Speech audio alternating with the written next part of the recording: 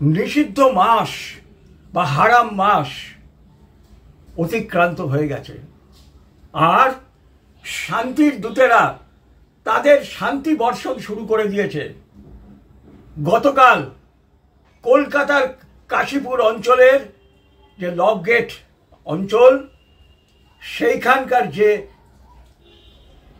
মহাদেবের মন্দির, সেই মন্দিরের ওপরে আক্রমণ হয়েছে এবং হনুমানজির যে মূর্তি, সেই মূর্তি ভাঙচুর হয়েছে। তবে আসার কথা এই যে সেখানকার হিন্দুরা তপন ঘোষের স্নেহধন্য দেবদত্তর মাঝির নেতৃত্বে তারা প্রতিবাদ জানিয়েছে। সবার আগে ভিডিওটা দেখুন।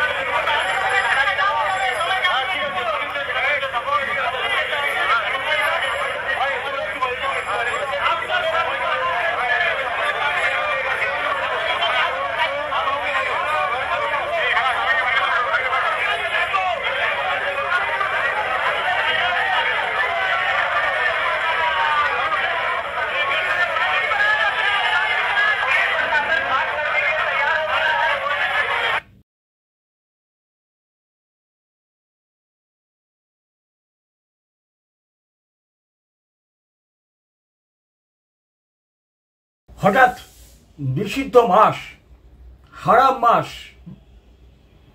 শান্তির দূত, এইসব কথাগুলো বলছি কেন? এগুলো একটু আপনাদের জানা দরকার।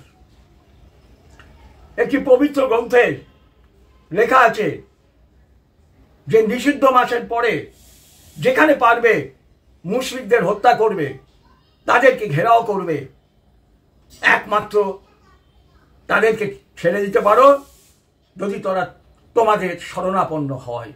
মুশরিক কথার অর্থ কি?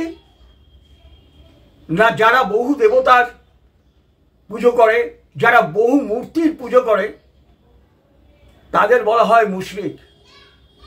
আর কারা এই বহু মূর্তি বা বহু দেবতার পুজো করে? আমরা হিন্দুরা। তাই হিন্দুদের হত্যার কথা বলা হয়েছে, ঘেরাওয়ের কথা বলা হয়েছে। এবং তারই প্রতিফলন গতকাল আমরা কাশীপুরের লক গেট অঞ্চলে দেখলাম। ওই মুশরিকদের যে মন্দির, সেইখানে আক্রমণ হলো, মূর্তি ভাঙচুর হলো, একেবারে অ্যাকর্ডিং টু দ্য বুক। গতকাল ঠিক কি ঘটেছে দেবদত্ত মাঝি পোস্ট করেছে, আপনারা শুনুন। উত্তর কলকাতার চিতপুরে চপর এলাকা লক গেট ব্রিজের নিচে ভগবান মহাদেবজির মন্দির আক্রমণ এবং হনুমানজির মূর্তি জিহাদিদের দ্বারা ভেঙে দিয়েছে। স্থানীয় হিন্দুদের সম্মতি ছাড়াই মন্দির থেকে বজরংবলীজির ভাঙা মূর্তি তুলে নিয়ে গেল কাশীপুর থানার পুলিশ। খবর পাওয়ার সাথে সাথেই ঘটনাস্থলে ছুটে আসি, মন্দির দর্শন করলাম এবং তারপর স্থানীয়দের নিয়ে কাশীপুর থানায় মিছিল করলাম। পিএস এর দরজা বন্ধ করে আমাদের প্রবেশ বন্ধ করে দেওয়া হয়েছিল, তবে বাধ্য হয়ে দরজা খুলে ভেতরে যেতে হলো।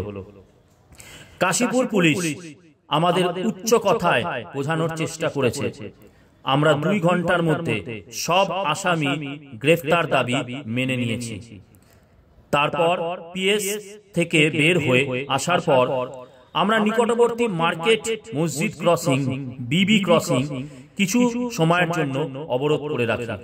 তারপর পুলিশ আমাদের অনুরোধ করে তাদের 24 ঘন্টা সময় দেওয়ার জন্য, যাতে তারা গ্রেফতার করবে। হিন্দুদের উচিত তাদের অভিজ্ঞতা থেকে শিক্ষা নেওয়া এবং সেই অনুযায়ী নিজেদের প্রস্তুত করা। আমাদের সিস্টেমের ওপর, আমাদের হিন্দুত্বের ওপর কোনো অপমান ও হামলা আমরা বরদাস্ত করব না। তুমি যে ভাষা বোঝো আমরা তা বলতে পারি। ভাবুন, বর্তমান সরকারের বদান্যতায় এদের দুঃসাহস কোথায় গিয়ে পৌঁছেছে। আজকে রোজই আমরা দেখছি কাগজে, যদিও সব খবর কাগজ ছাপতে ভয় পায়, কোনো জায়গায় মন্দিরের ওপর আক্রমণ হচ্ছে, সন্দেশখালির মতো জায়গায় বাড়ির মেয়েদের, সুন্দরী মেয়েদের রাত্রি 12টার পরে পিঠে বানাবার জন্য বিবেকানন্দ নামাঙ্কিত স্কুলে নিয়ে যাওয়া হচ্ছে। কোনো জায়গায় কোনো বিখ্যাত ইউনিভার্সিটিতে তাদের ফেস্টে গরুর মাংসের স্টল দেওয়া হচ্ছে এবং তার প্রচার করা হচ্ছে। বর্ধমানের বাজারে বহু পুরনো কালী পুজো বন্ধ হয়ে গেছে, সেখানে যখন হিন্দুরা হরিনাম সংকীর্তন করছে সেটাও বন্ধ করে দেওয়ার চেষ্টা হয়েছিল। এই রকম প্রত্যেক দিন কোনো না কোনো মন্দিরে বা কোনো না কোনো হিন্দুদের এই রকমের কোনো অনুষ্ঠানে আক্রমণ চলছে। আর যে দালালগুলো আছে, যে যাদেরকে কমিউনিস্টদের ভাষায় বলা হয় পঞ্চম বাহিনী, সেই পঞ্চম বাহিনীগুলো তাদেরকে দিনের পর দিন মদত দিয়ে যাচ্ছে। আজকে এই শুয়োরের বাচ্চাগুলো, এই জিহাদিগুলো কোথা থেকে এই সাহস পাচ্ছে? এখন তো দেশে আমাদের সরকার, কিন্তু কেন্দ্র রাজ্যের ফায়দা তুলে এই পশ্চিমবঙ্গের বুকে, যেহেতু পশ্চিমবঙ্গটা এই জিহাদিরা মনে করে তাদের মুক্তাঞ্চল, গ্রেটার বাংলাদেশ, সুবে বাংলা, তাই তারা মনে করে এখানে আমরা যা খুশি তাই করব।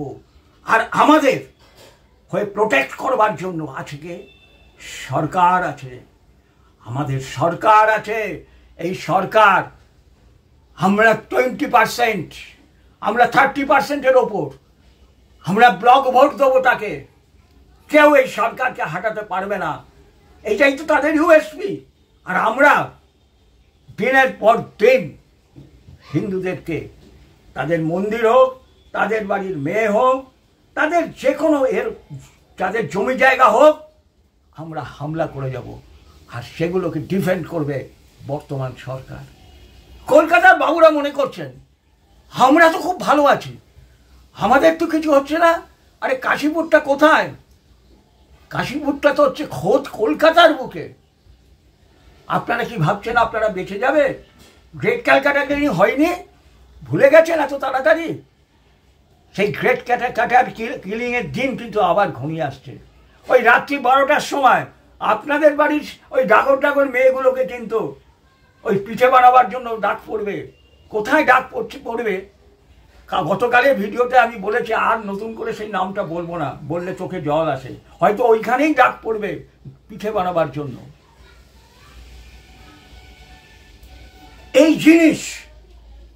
এই জিনিস কেন তারা করতে সাহস পাচ্ছে?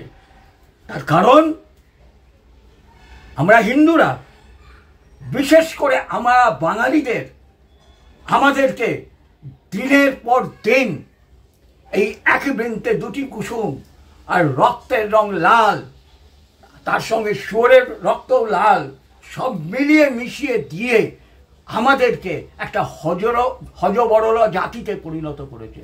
বাঙালি জাতিকে এরা একটা হজবরল জাতিতে পরিণত করেছে।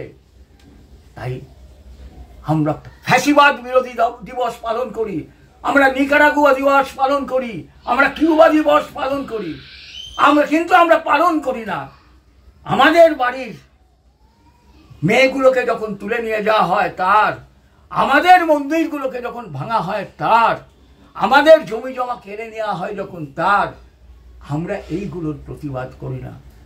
তার কারণ ওই যে বললাম, আমাদের একটা হজবরল জাতিতে পরিণত করেছে।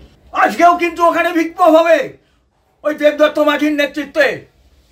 আপনাদের বলছি, যারা কলকাতায় বাবুরা আছেন, আপনারা ওই মন্দির যে ভাঙা হয়েছে, বহু পুরনো মন্দির, আপনারা ওইখানে যান, যে ওই প্রতিবাদে সামিল হন।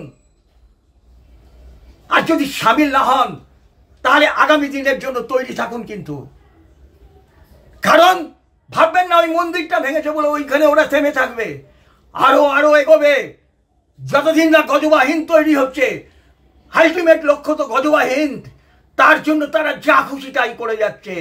যেখানে পারছে তারা শান্তি বর্ষণ করছে, আর যেখানে পারছে তারা তাদের বাঘ নখ বের করছে।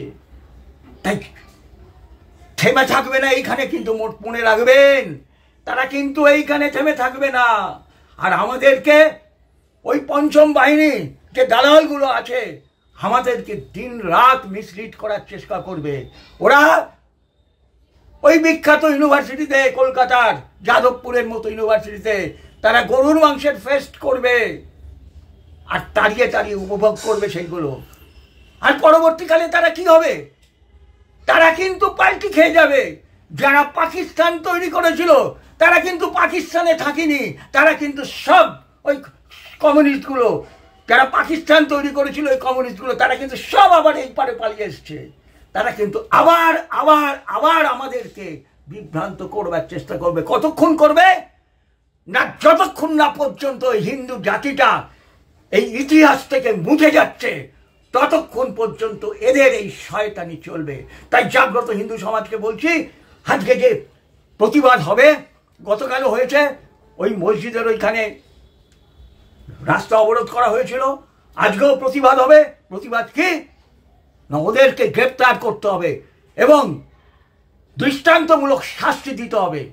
এই সরকার দেবে না, দেবে না, এই সরকার দেবে না। আপনার আমার শিরডালার উপরে দাঁড়িয়ে যে শক্তি, সেই শক্তিই পারবে, জাগ্রত হিন্দু সমাজই পারবে একমাত্র। তাদেরকে ঠিক যা শাস্তি তাদের দেওয়া উচিত, অন্তত 10 বছরের জেল মন্দির ভাঙার জন্য, অন্য ধর্মের ওপরে আক্রমণ করবার জন্য ন্যূনতম 10 বছরের জেল, এই হারহিম করা শাস্তি তাদের দরকার আছে। তাই আসুন, আজ যে বিক্ষোভ হবে সেই বিক্ষোভ মিছিলে সামিল হওয়ার জন্য কলকাতার মানুষকে আহ্বান জানাচ্ছি। আসুন, আপনারা আসুন, আসুন, আসুন।